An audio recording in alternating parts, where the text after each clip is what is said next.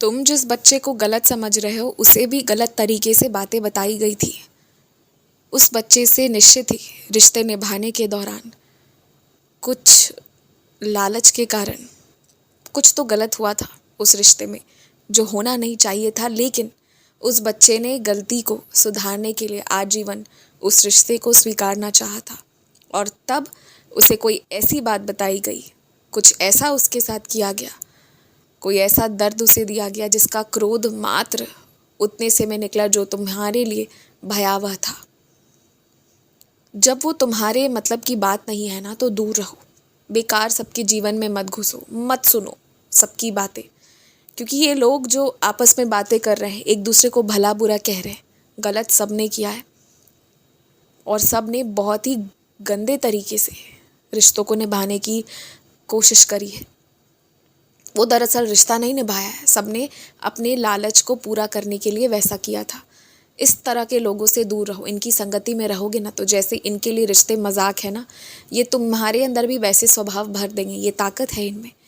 संगत का प्रभाव पड़ता है तुम्हारे जीवन में, पिछले कुछ महीनों में पड़ा है। तुम भी ये बात अच्छे से मानते हो।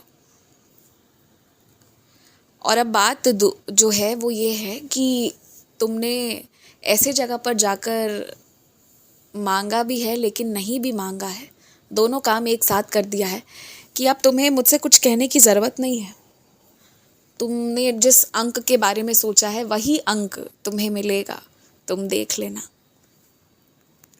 हालांकि अकड़ तो तुम में भी थी, गुस्सा तो बहुत था पहले तुम में, आज भी है, लेकिन फिर भी जो तुम झुक जा रहे हो ना, ये बताता है कि तुम्हारे अंदर परवाह है।